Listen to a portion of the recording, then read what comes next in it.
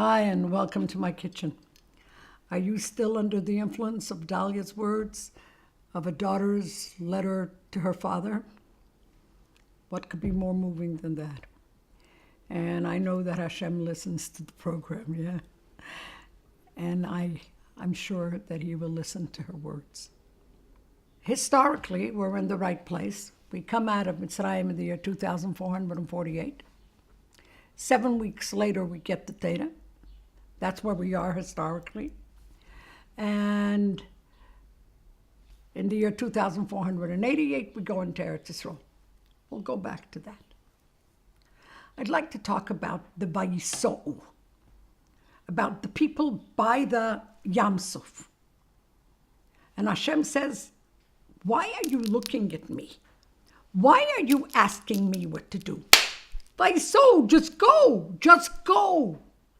So I want to tell you about the house I grew up in. My father, Avimeiri Reb Zalman Butman, walked on canes all his life. First one cane, then two canes.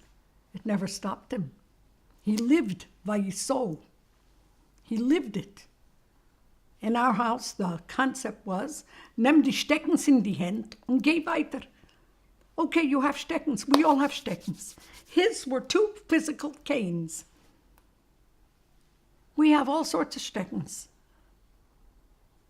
Some of our Steckens is a problem with a child, a problem in a marriage, overweight. I don't want to talk about that. But we all have Steckens, and we all have something that's wrong. Stop it.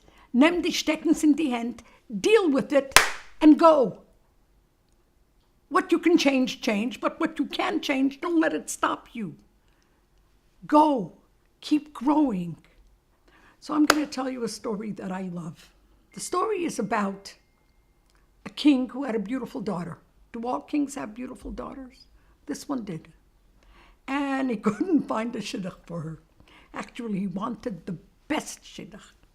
And so he announced to all the knights in shining armor, literally, that they have to come to his palace and they have to climb 20 steps till the top. And whoever climbs till the top gets the beautiful daughter and the future kingdom. The only thing is they have to be dressed in their shining armor. If you remember pictures, you know, the scales, the iron, and iron things for the feet, and for the legs, and for the head, and very, very, very heavy. You have to be dressed in full mundir, in full, and you have to climb up 20 steps. Sounded like it could be done. The first knight came. The steps were high. He climbed up one step. He couldn't. It was very heavy. It was very hot.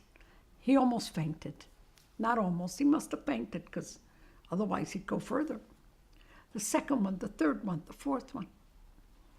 50, 60. They couldn't go past 2. One guy made it to 3. And then one soldier, one knight in shining armor, made it to 4 steps. And then he walked up till the 20th. And he got the princess, and he got the whole Malucha. So they said to the king, I don't understand. What?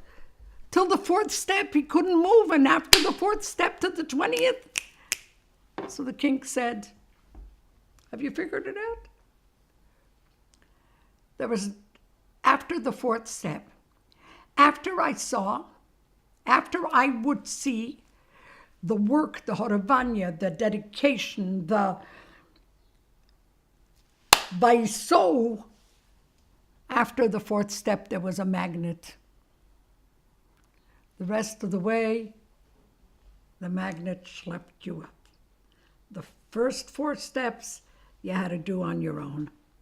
The next one, from the 4th to the 20th, was a magnet that pulled you up. But in order to get to that fifth step, you had a horava on the first four. That's my message today. Sfira. It's difficult. A lot of our lives are difficult. Just go. Remember that after the fourth step, there will be a magnet taking us up. Bevirchas.